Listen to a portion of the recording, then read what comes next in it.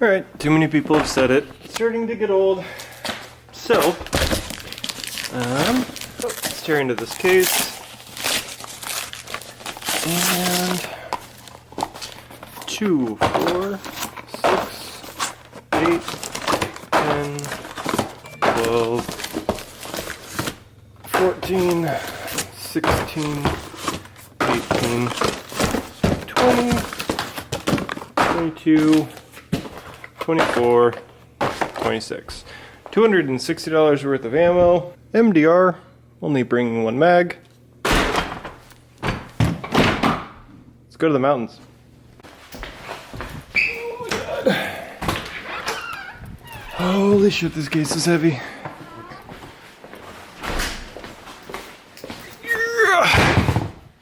And because I'm going out there anyways, bringing the Noveske and my AR pistol build, and a gigantic sack full of loaded mags to just wring the crap out of some steel, just for fun.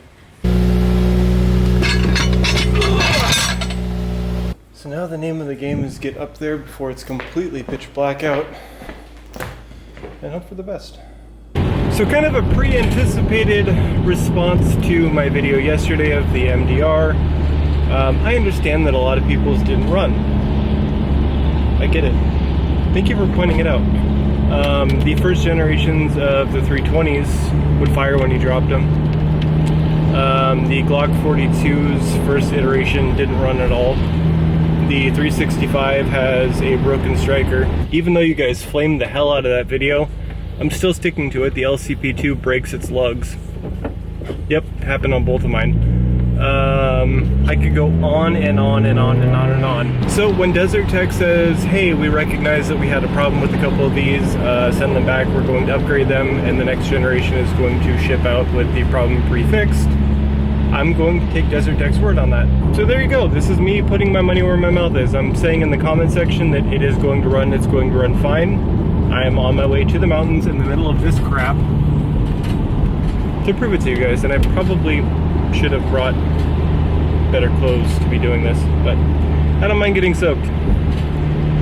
The part of where I'm going in Greenwater is a local shooting pit, and it's known amongst criminals that it is a local shooting pit and there's people there with really expensive guns. Me being by myself, what am I bringing with me just in case? I always have an IFAK in every car. I always have bottles of water in every car. You guys may have seen in my trunk that I have honey and I have peanut butter.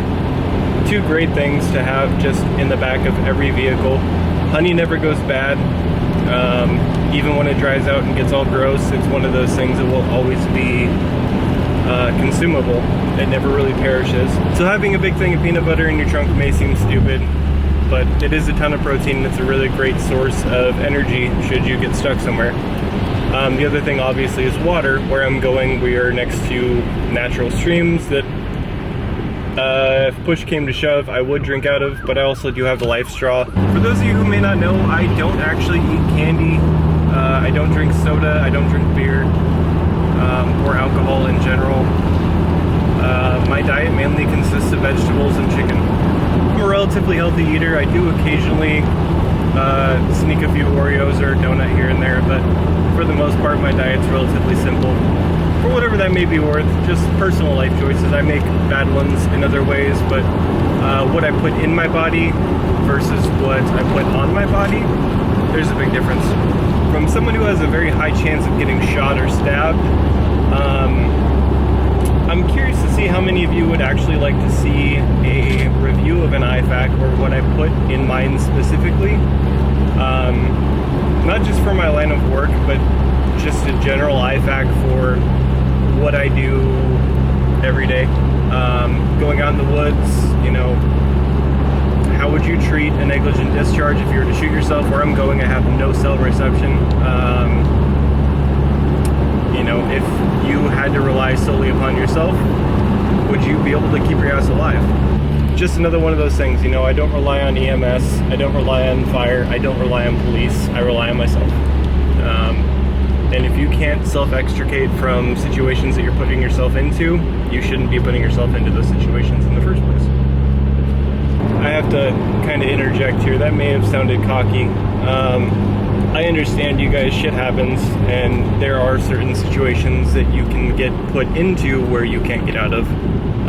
But, you know, going into those situations without doing everything that you can to give yourself a fighting chance, it's kind of inexcusable in my book. So that's where I'm heading.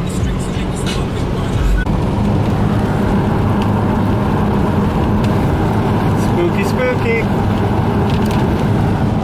And it's starting to snow.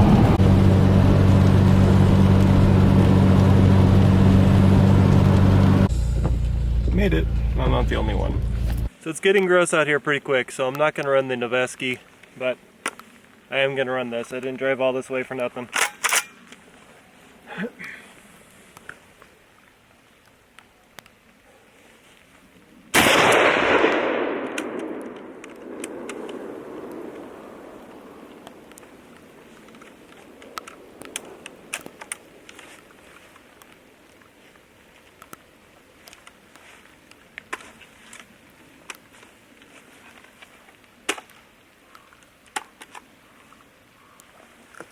Alright, that was weird.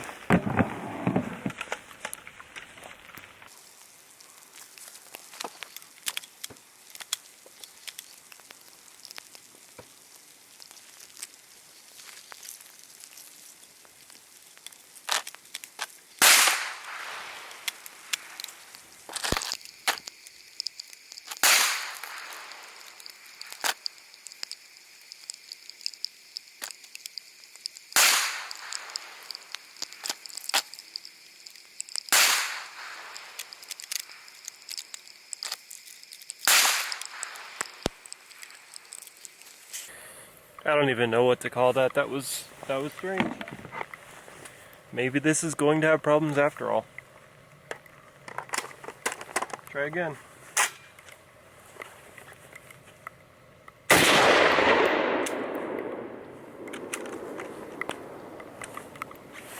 Fuck. Well, there you go, guys. That's nice.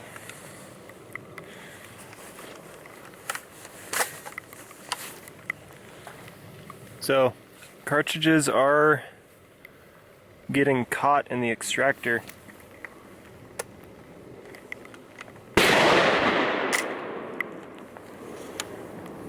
And not coming out. Son of a bitch.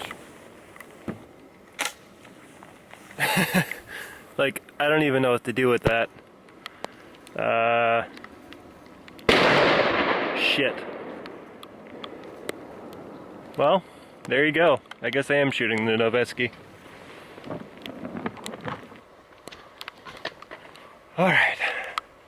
I can't feel my hands, but... Alright. Noveske torture test. First mag. It's gonna be 40 rounds.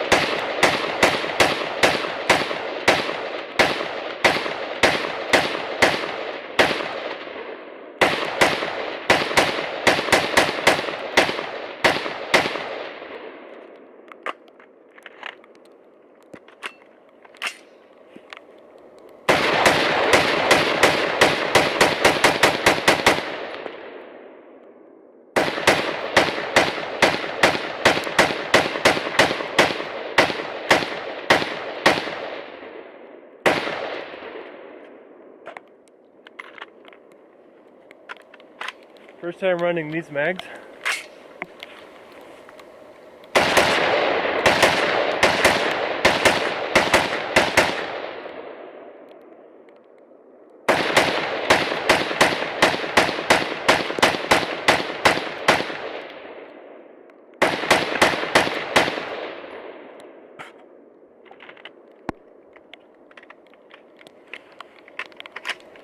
Oh, I can't feel my fingers.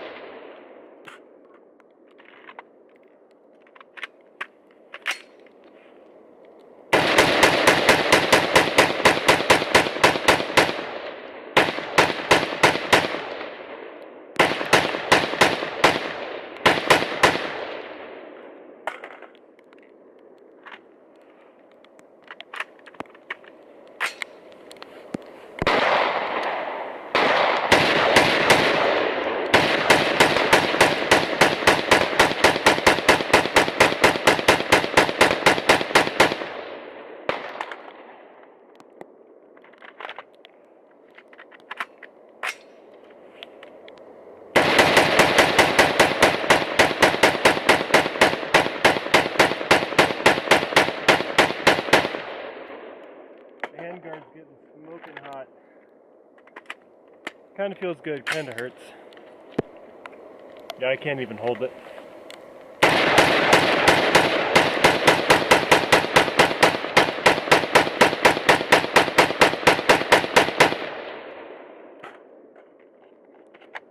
USGI mag.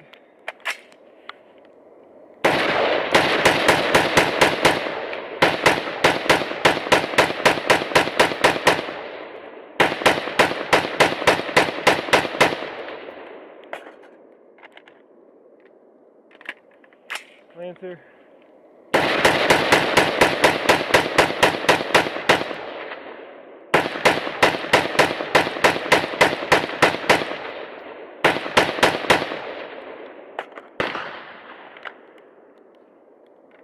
Another 40-round PMag.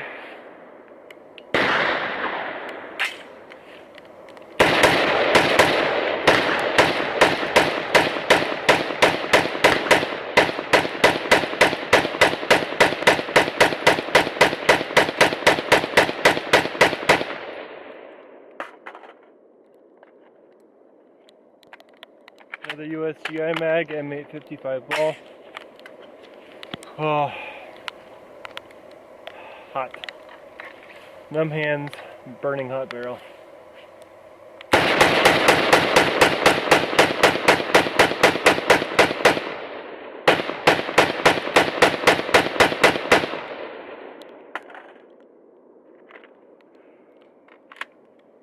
I can barely even hold the receiver anymore.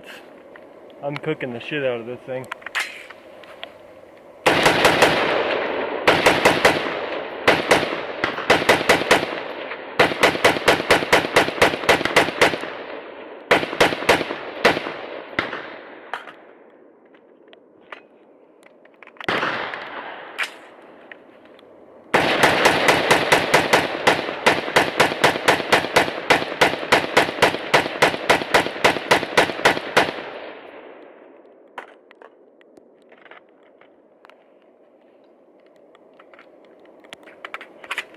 $20 round.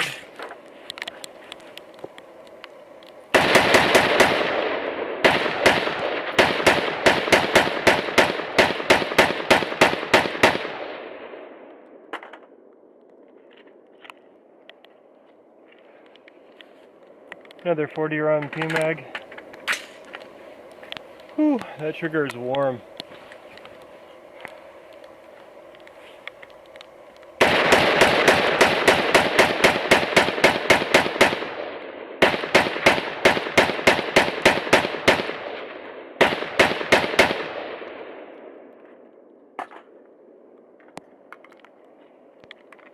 Lancer. Oh. Mag wasn't seated, that was my fault.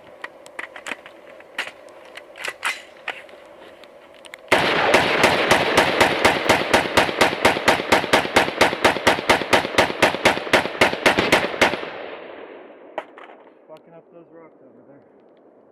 Another unit.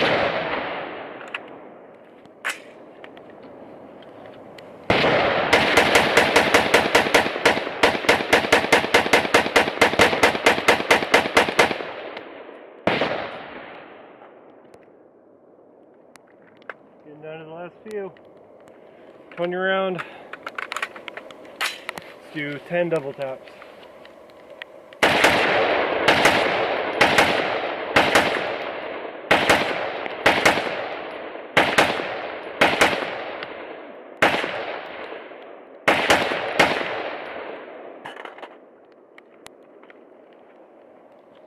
Another 40.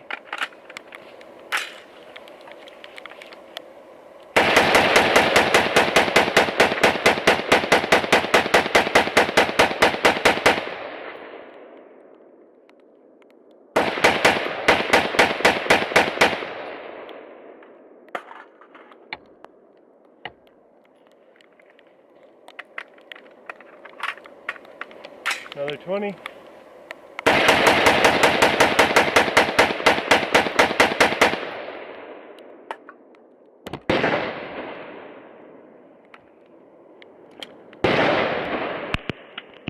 Fingers are so numb.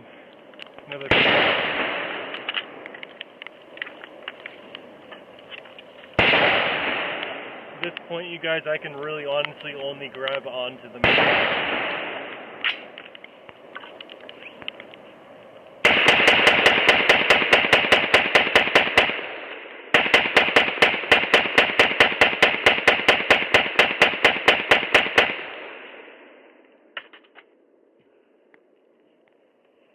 That's it.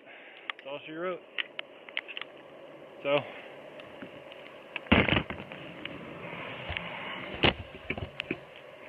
take you off tripod really quick.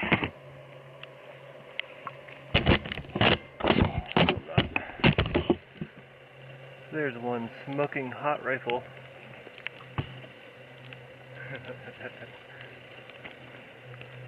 So, every single one of those mags ran perfectly fine. And amazingly, my trusty old aim point was actually pretty spot on. I don't know if you guys can see it, but there's snowflakes falling. So time to pick up my mags and pick up my brass and then head back home. These hills, when it's snowing, are absolutely no joke. I'm about 7 miles into a Forest Service road where if I went off the side, it would be a long time before anyone found me. Thoughts that you don't want crossing your mind while you're driving, but, you know, that's the reality of it. Always gotta stay vigilant, stay ahead of things, and keep both hands on the wheel at all times, and make sure you're paying attention to what you're doing. Don't let any distractions follow you.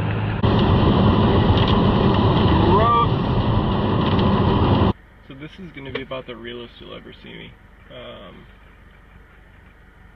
Some of my close friends know that I deal with panic disorder. Just random panic attacks is basically the summary of what that is. It's not PTSD, it's not anything else, it's just sometimes out of fucking nowhere I get flushed with straight up panic. I'm past the point of a panic attack now, but getting out of that mountain, for some reason, man, it came out of nowhere, and it completely consumes your entire body. It feels like your vision is starting to tunnel in, and you can't breathe, your heart starts racing, you feel like you're gonna fucking die. I personally start shaking uncontrollably, and if I don't manage to calm myself, down, I'll actually get to the point of like almost choking on my own tongue, hyperventilating, and eventually pass out, which obviously is really bad to have happen when you're driving. So I talk myself through it. I always do. I've gotten a lot better, but sometimes, man, they strike. So you guys out there with anxiety and panic disorders, you're not alone. You know, here I sit in some random ass parking lot, just kind of letting myself chill out, you know, at about 20 miles of road that you can't really pull over on. So, you know, as it starts getting dark, it gets a little more sketchy, and then you start thinking about that, like, if I have to fucking pull over right now and I have a panic attack, someone's not going to see me, they're going to hit me. Takes a lot out of you. So, again, don't know what triggers them, but I've dealt with this my entire life. I am getting better, but occasionally they hit, so you guys are going to see a very real me in this vlog. Sucks. My hands are shaking pretty bad. You know, I'm fine kicking down the door of a meth den, you know, when it's actual, like, fear, life or death time, I thrive. But sometimes just out of the blue, panic attacks hit, and it's so incredibly overwhelming that, yeah, it honestly feels like you're going to die.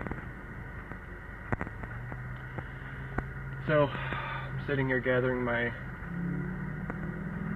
recomposing, let's go with that. Recomposing, catching my breath, letting my heart slow down, chilling myself out, and then I'm going to give you some final thoughts on the piece of shit that's the MDR. And to touch on that really quick, foot and mouth, man. I thought for sure it was going to run. I'm, for the first time ever, let down by Desert Tech, and I have to tell you, I'm shocked. I'm shocked. But I'm not going to edit that out. You know, me being boastful of, you know, backing a company that I love so much, it's because I have great products from them, and I'm not going to condemn the company based on the fact that that rifle didn't run. Just turns out that they can't build a semi-auto for shit. So even with their fixed version, it's still garbage. Noveske though, oh my god. Towards the end, my finger was, I was dying. That was 1,000 rounds, like, in, I'm not sure how many minutes, but my finger's still numb. Even with the Geisley trigger, I got that thing cooking hot. So, now that I've abused that barrel and got it pretty much as hot as I could without running it with a binary trigger or full auto, I'm curious to see what kind of groups I'm going to be getting out of it. So, anyways, I'm going to get out of this parking lot, get back on the road, get back home, start editing, and we'll go from there. So, just wanted to stop for a minute and give you guys the real Sean. You know, I'm not perfect. You know, I have flaws just like every one of you. We all have our shit, you know. And this is the real me. You know, I have problems too. I'm not perfect. I will never claim to be. So, got the way from work. I'm trying to think of good closing thoughts or inspiration or cuddly words that are going to make me feel better about the fact that the MDR is a complete piece of shit, but I got nothing.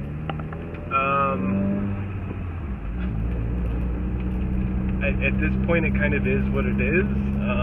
I am going to send it back to Desert Tech, and if they get it running for me, I'm going to sell it. So, can't win them all. Some things are too good to be true. IWI, you need to get your shit together and get the Divorce 7 rolling ASAP. But I guess you guys, in the meantime, that's kind of, it is what it is. You know, what more can I say? It sucks. I was wrong. You know? If I'm wrong on something on these reviews, you guys, I'm gonna tell you. You know, I'm not ashamed to say I was a little over boastful in assuming that it was going to run just because I am a Desert Tech fanboy. And again, to reiterate, this doesn't change how I feel about their rifles, just the MDR specifically. The Desert Tech SRS-A1, the Desert Tech SRS-A1 and HTI are both incredible rifles. They just don't know what they're doing when it comes to building semi-autos. So, if you want a Desert Tech, make sure it's a bolt gun, and that's pretty much all I can do to take away from this. As you guys saw with the Noveske, it ran close to 1,000 rounds. I'm not sure exactly how many. I'm sure one of you guys will count and comment. But I ran those rounds as fast as I could consecutively and cooked the crap out of that barrel. If that isn't a good testament to the fact that, one, it's going to run straight out of the box, I don't know what is. So next, after abusing the barrel and abusing the rifle, without cleaning it, we are going to be doing an accuracy test. And I'm thinking tomorrow I'm going to make that happen. But no promises. Anyways, that is going to conclude life vlog number 8, 9, whatever number I'm up to. It'll be in the title. Love you guys, see you in the next one.